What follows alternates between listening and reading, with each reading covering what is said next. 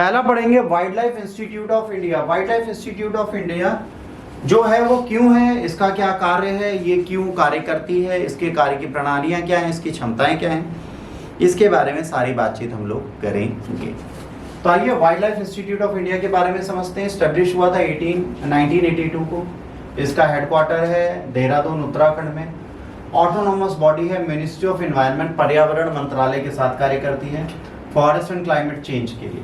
पर्यावरण मंत्रालय है, वानिकी मंत्रालय है और क्लाइमेट चेंज का मतलब होता है क्या, क्लाइमेट को क्या बोलते हैं, जो भी बोलते हो वो होता है, ठीक है।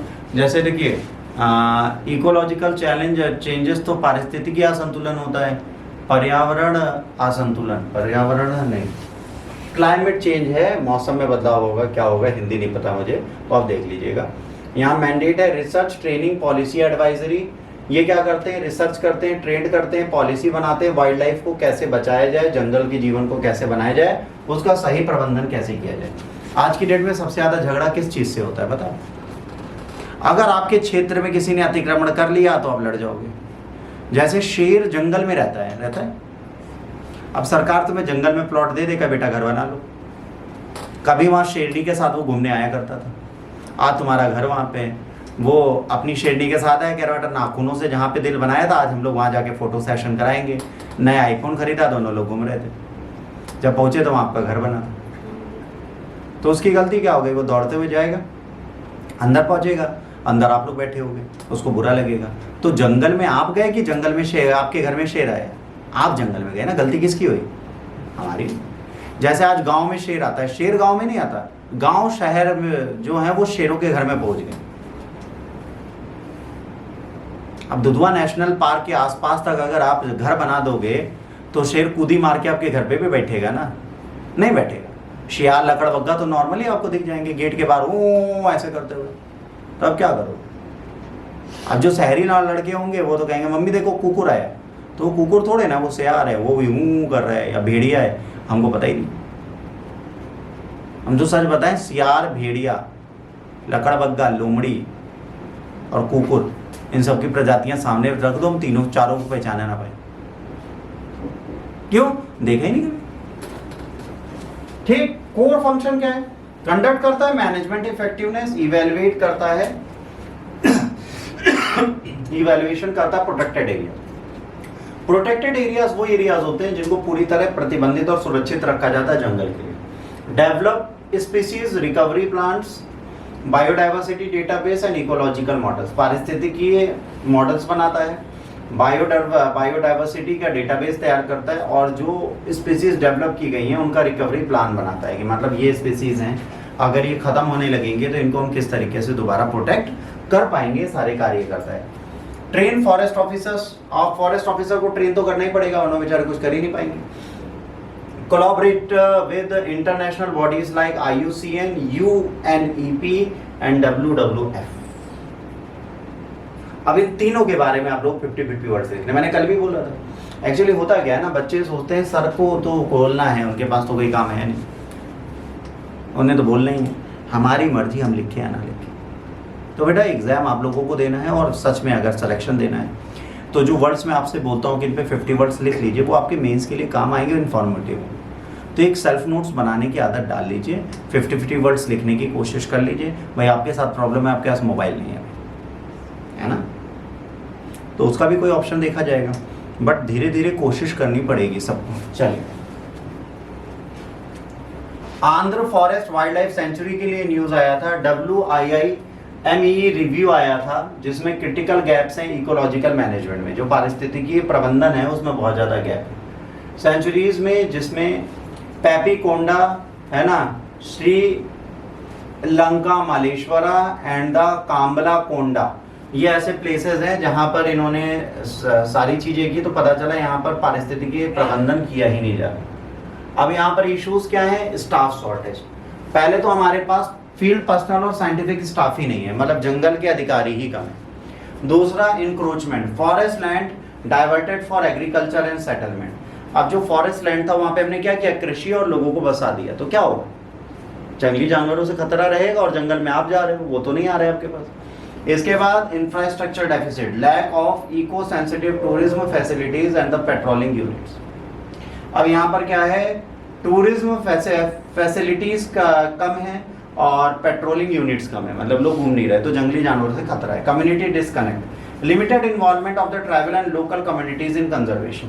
जो वहाँ पे ट्राइबल्स एंड लोकल कम्युनिटीज हैं वो संरक्षण के प्रोग्राम में सरकार का साथ नहीं देती। Habitat fragmentation, disruption of the corridors for elephants, tigers and leopard. ठीक है, अब एक कॉरिडोर दिया गया था जहां से हाथी निकलते हैं, टाइगर निकलते हैं, लियोपर्ड्स निकलते हैं, उसको भी अगर आप डिस्टर्ब करोगे तो हाथी क्या करेगा, गुस्सा तो होगा।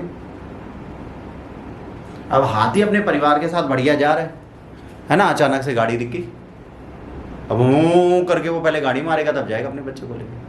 हाथी, शेर, भालू, गीदड़, सियार, कुत्ता, कोई भी जानवर, अगर इंसान उसको नहीं छेड़ेंगे तो वो आपको नहीं छेड़ेगा। जैसे लोग कहते हैं सांप आपको काटता है, सांप आपको काटना ही नहीं चाहता। सांप कहता है मैं अपने रास्ते जा रहा हूं, तुम अपने रास्ते जाओ। कभी गांव में अगर आप रहे हो, गांव में आप सुसु करने बाहर जाओ, खेतों से सांप निकलेगा, बगल से निकल जाएगा, आपसे मतलब नहीं। He won't disturb you, you don't disturb him. अब आप बैठ के पॉटी कर रहे हो, लोटे के अंदर सांप भरने लगोगे तो फिर सब आपको वहीं लिटा लिटा के काटेगा गंदगी में। तो सांप को अपना कार्य करने दो, अपना कार्य करते रहो, वो चुपचाप निकल जाएगा, वो किसी को नहीं टोकेगा। बड़ा वो बात अलग है कि आप वहीं कर रहे हो जहां पर बिल है, तो आपको खा जाएगा कि साला हमारे घर में लाता तुम्हें गंदगी फैलाने। तो संभल के, सोच के, बूझ कर आपको कहीं पे भी जाना चाहिए। स्नेक इज वेरी गुड प्रजाति। वैसे जानवर में जैसे शेर है, शेर कभी आपको काटता है, शेर को क्या मतलब, आपको जानता ही नहीं वो। शेर किसी पर भी पता हंट कब करता है, जब वो कमजोर देखता है। ह्यूमन डे 1 से शेर को ताकतवर दिखा है, तो शेर ह्यूमन को नहीं मारता। बट अगर ह्यूमन डर के भागेगा तो शेर को लगता है डर गया। अच्छा, पता है प्रॉब्लम क्या है, हमारे ब्रेन में ऐसे लिक्विड बन जाते हैं, जैसे होता नहीं है, जब हमें कोई शेर सामने दिखेगा तो दो ही चीजें होती हैं, या तो हम भागते हैं, हम जम जाते हैं। अब हम हिल नहीं पा रहे, we are legs are frozen, और तुम चाहो तो भी तुम्हारे पैर नहीं हिल रहे, तो बाकी काम तो शेर खुद ही कर लेगा।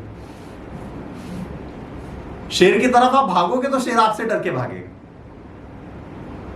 ऐसे एक एग्जाम्पल था कि जो हाथी का बच्चा होता है उसको बचपन में क्या किया जाता है, उसको टेम कैसे किया जाता है, उसको एक खूंटे से रस्सी से बांध देते हैं।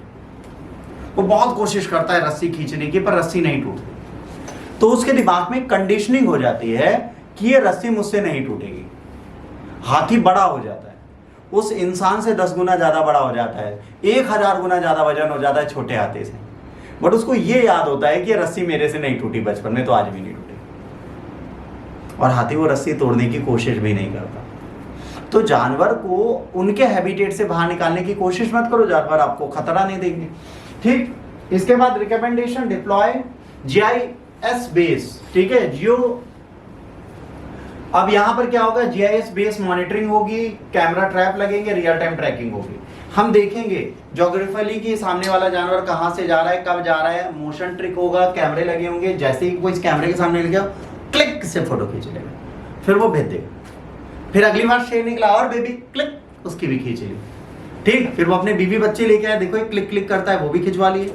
फिर चिड़िया आई, उसने भी खिंचवा लिया। ऐसे सबने फोटो खींचा, इन्होंने गिन लिया कितनी बार खींची फोटो। तो इन्होंने जानवर को उसी से कैलकुलेट किया। जो ट्रैप कैमरेज होते हैं, इनका काम क्या होता है, जब कोई जानवर का मूवमेंट होता है तो कैमरा वहां घूम घूम के फोटो खींचता है, इनको भेज देता है। जैसे आप आए, ठीक है, अब जानवर नहीं है, ह्यूमन है, बट हमारे यहाँ भी मोशन डिटेक्शन लगा है, तो मुकुल सर ने देख लिया कि आप कैमरे में बात करिए, मैं खड़ा हूं, बताइए कहाँ जाना है। वो मुकुल सर जो बाहर बैठे उन्होंने बात की आपसे, तो आप डर गए। ठीक, आप बोलते उनको आवाज सुनाई देती है, आपकी टू वे कम्युनिकेशन था। आप बोलते और भैया क्या हालचाल, तो कहते बढ़िया, ठीक, तुम बताओ अपना हालचाल, बतिया ले, डरा मत करो, कैमरा कैमरा होता। ठीक, इसके बाद anti poaching infrastructure and fire control system. दूसरा इंपॉर्टेंट ये है, पर पहले हम तीसरा पढ़ेंगे। तीसरे में क्या है, अपग्रेडेशन, किस चीज का, anti poaching and infrastructure and fire control. अब देखो, एंटी पोचिंग का मतलब क्या है, जानवरों को ये लोग पकड़ पकड़ के मार देते हैं, किसी के दांत निकालते हैं। जैसे आज ज्योतिष शास्त्र कहता है यदि आपको डर लगता है तो आप शेर का दांत पहन लीजिए गले में। किसका दांत पहन लीजिए, शेर का दांत। अब एक बात बताओ भाई, कौन सा इंसान है शेर को मुक्का मारे सनी देओल को छोड़ के और शेर के 2 दांत बाहर आ जाए तुम लेके आ जाओ?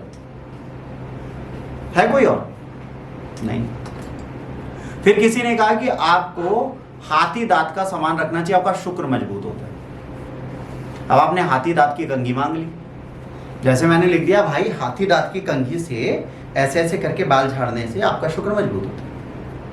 अब भाई हाथी दांत आएंगे कहां से? हाथी को मार के तो आएंगे, ऐसा तो है नहीं हाथी कहेगा भैया ले जाओ हमका ना मारो, वो तो देने से रहा, मारे जाएंगे तभी देगा। तो अब जानवर मारे जा रहे हैं, तो ये एंटी पोचिंग खत्म हो जानी चाहिए। और एक बंदा कह रहा है मैं शेर की खाल पहनूंगा भोले बाबा की तरह। अगर मैं तुमसे कहूं भाई मैं तुम्हारी खाल पहनूंगा तो तुम दे दोगे मुझे अपनी खाल? दर्द होगा ना, शेर भी क्यों देगा? सांप थोड़े ना केचिल छोड़ता हो। वैसे कुछ इंसान होते हैं तो सांप की तरह केचिल ही छोड़ते हैं, वो कुछ स्किन डिजीज होती है वो सपोले ही हो जाते हैं। हम लोग नहीं है वैसे, हम सब लोगों की स्किन नहीं छोड़ते, ठीक, टेंशन फ्री रहो। इसके बाद establish eco development committees for tribal engagement. Tribals के लिए हमें इको डेवलप कमिटीज बनानी चाहिए कि ट्राइबल लोग भी इन जगह पर साथ दे पाए। इंटीग्रेटेड सेंचुरीज बनानी चाहिए, ठीक है, लैंडस्केप में कंजर्वेशन प्लान्स होने चाहिए। Promote community led eco tourism and biodiversity education. अगर कम्युनिटी लेड इको टूरिज्म होगा मतलब पर्यावरण को हानि पहुंचाए बिना जंगलों में घूमना। अब हमें क्या पता होना चाहिए? Year of WII establishment, location and mandate, role of MEE species का प्रोग्राम क्या है। इसके बाद role of scientific institution and biodiversity governance, इस पे 50 वर्ड्स आपको लिखने। Challenges in protected areas management क्या है हमारे लिए, इस पे 50 वर्ड्स लिखने। कम्युनिटी पार्टिसिपेशन पे लिखने। और सस्टेनेबल डेवलपमेंट गोल 15 इसके साथ कैसे जुड़ा है इसके बारे में 50 वर्ड्स लिखने। यदि आप ये लिख लेंगे तो आप जीत जाएंगे। National commission for minorities. Minorities आपको पता है कौन होती है? हम लोग जो अल्पसंख्यक हैं उनके बारे में बात कर रहे हैं। अल्पसंख्यक बहुत सारे हमारी धरती पे पाए जाते हैं, ठीक है, वो अल्पसंख्यक इसलिए क्योंकि वो संख्या में कम है, ठीक। 1992 में नेशनल कमीशन ऑफ माइनॉरिटीज बनाया गया। ओरिजिन इवॉल्व किया गया है 1978 ministry of home affairs resolution द्वारा। स्टैट्यूटरी बॉडी है, नॉन कॉन्स्टिट्यूशनल है ना। Parent ministry ministry of minorities affairs है। इसके चेयरपर्सन होते हैं, सेंट्रल गवर्नमेंट अपॉइंट करते हैं, वाइस चेयरपर्सन भी सेंट्रल गवर्नमेंट अपॉइंट करता है, मेंबर 5 होते हैं, ठीक। टेन्योर 3 साल का होता है। ये आज वैकेंट है अप्रैल 2025 से, और अभी भी न्यू अपॉइंटमेंट के लिए वेट कर रही है कि किसी को तो डाल दो। हम फालतू बैठे, हम ही डाल दो। मुस्लिम है माइनॉरिटीज में, क्रिश्चियंस हैं, सिख हैं, बुद्धिस्ट हैं, है ना, जोरोस्ट्रियन है एंड जैन है। जैन को ऐड किया गया था 2014 में, उससे पहले जैन माइनॉरिटीज में नहीं आते थे हमारी कंट्री में, ध्यान रखना। तो आपसे क्वेश्चन एक ही पूछा जा सकता है, जैन को कब ऐड किया गया। आर्टिकल 29 इसके लिए बात करता है, आर्टिकल 30 इसके लिए बात करता है, आर्टिकल 350 एंड 350B इसके लिए बात करता है। ये 4 आर्टिकल आपको याद रखने पड़ेंगे। कौन कौन से? 29, 30 और कोई बोलना ही नहीं चाहता, हम भी नाराज हो जाएंगे सबसे। Section 9 of NCM, monitor implementation of the constitutional safeguard, evaluate development of the programmes, investigate complaints of right violation, recommended policy measures, submit annual and special reports. Power, summon witness and documentation, conduct inquiries and receive affidavit, requisition of the public record. अब challenges क्या है? Vacancies, appointment देर से उड़ा है, limited enforcement, इसका enforcement advisory है, binding नहीं है, non constitutional unlike ST/SC commission, under utilised technologies and budget, इसमें हमने इतना पैसा और बजट नहीं दे रखा। Year of establishment, minorities definition क्या होती है, लीगल स्टेटस क्या है, पावर क्या है सिविल कोड की इसके लिए, ठीक है, नेशनल कमीशन और माइनॉरिटीज एक्ट में वो क्या कर सकते हैं, और माइनॉरिटीज राइट 18 दिसंबर को होता है, UN डिक्लेरेशन की एनिवर्सरी है तो वो आपको पता होना चाहिए। 18 दिसंबर को UN डिक्लेरेशन हुआ था और माइनॉरिटीज के राइट पे इन्होंने क्या बोला था। इसके बाद आएगा Satkosia tiger reserve. Satkosia tiger reserve है कहाँ पे, इसके बारे में पता होना चाहिए। Project high level bridge connecting Narsinghpur Baliputra to Badmaul, cost है 131.51 करोड़, लोकेशन है within few 100 metres of the core tiger habitat, concern है नॉन स्टैट्यूटरी क्लियरेंस इन्हें मिला हुआ है, सबसे पहली चीज है। दूसरी वायलेट करता है eco sensitive zone. Eco sensitive zone का मतलब होता है जहां पर जो आपकी आर्थिक गतिविधियां हैं वो और जो वहां की पारिस्थितिकी गतिविधियां हैं वो एक दूसरे से क्लैश करती हैं। 0 ESZ प्रपोजल बालीपुत्र फैसिलिटीज में कंस्ट्रक्ट हो रहा है। इम्पैक्ट घड़ियाल पे आएगा। घड़ियाल कौन होते हैं? घड़ियाल एक ऐसे लंबी मुंह वाले ऐसे होते हैं और उनके ऊपर यहाँ पे ऐसे मटका लगा होता है, ठीक है, ऐसे देखो यूं मटका होता है ऐसे। तो मटके वाले जो घड़ियाल होते हैं उनको आपने नहीं देखा तो लखनऊ आइए, कुकरेल में दिखा दूं। पैसा अपना लेके आएगा, टिकट अपना लेके जाएगा, मैं रास्ता बता दूं, ठीक। इसके बाद एग्जिस्टिंग ब्रिज कौन सा है? सिद्धि मौला इकडाला 22 किलोमीटर डाउन स्ट्रीम पर है, जो ऑलरेडी है ना, बहुत सारा ट्रैफिक यहाँ पर लगता है। लीगल क्या है? Supreme court central empowerment committee को सम्मन किया है उड़ीसा ऑफिशियल ने। उसके बाद सतकोशिया अभयारण्य एंड द प्रजा सुरक्षा समिति, इन्होंने पिटिशन फाइल किया, इनको बुलाया गया है। एलिगेशन है EZ dilution for tourism and the commercial interest, ये कह रहे हैं कि जो हमारा स्पेशल जोन है, ठीक है, उसको इको स्पेशल जोन को आप खराब करने की कोशिश कर रहे हो कमर्शलाइजेशन पे। तो इनकी हियरिंग डेट है 17 जुलाई 2025 को। फाइनली इसको सुना जाएगा, फिर देखा जाएगा ये पुल बनना चाहिए उसमें कि नहीं बनना चाहिए। ईयर ऑफ डिक्लेरेशन है 2007, रिवर है महानदी, ESZ नॉर्म्स हैं और उसके बाद राम सागर साइड में रिकॉग्निशन इसको मिला हुआ है। 50 वर्ड लिखने, conflict between development and conservation. सबसे पहले आपसे क्वेश्चन पूछा जाएगा what is a conflict between development and conservation. दूसरा रूल ऑफ स्टैट्यूटरी बॉडी, जो स्टैट्यूटरी बॉडी है उसके रोल क्या है? इको सेंसिटिव जोन और उसका legal safeguard and community engagement versus infrastructure. इसके बाद शाइन रिवर की बात हमने कल की थी, याद है? पढ़ा था? नहीं पढ़ा? पढ़ा था ना, सफाई करना, फिर इसमें ई बैक्टीरिया बैली पाया जाएगा, डेली पाया जाएगा, वो सब, और एयर लॉरा भी हमने पढ़ लिया था, ठीक। तो अब हमारा कल नेक्स्ट साइंस ट्रैक का क्वेश्चन चलेगा और ये चलेगा, तो उसके लिए आप परेशान मत होइएगा। आज गुरु पूर्णिमा है, आप लोग शुद्ध मन से अंतर्करण से बनाएं। अगर आपने गलती किया तो आप दिल से सॉरी बोल सकते हैं, नहीं किए तो कोई बात नहीं, हम सॉरी बोल देंगे, गुस्सा होने की कोई बात नहीं, आप सब लोग खुश रहिए बस, ठीक है। प्रसन्न रहिए, सदाचित रहिए और मस्त रहिए, सोचिए आप मत करिए। देखिए जीवन में चिंता चिंतन के समान है और चिंतन चिता तक ले जाता है। चिंतन मत करिए, ना चिंता करिए ना चिंतन करिए, आप सिर्फ क्या करिए? मंथन करिए अपनी पढ़ाई में, पढ़िए। जीवन में प्रसन्नता पढ़ाई से आती है।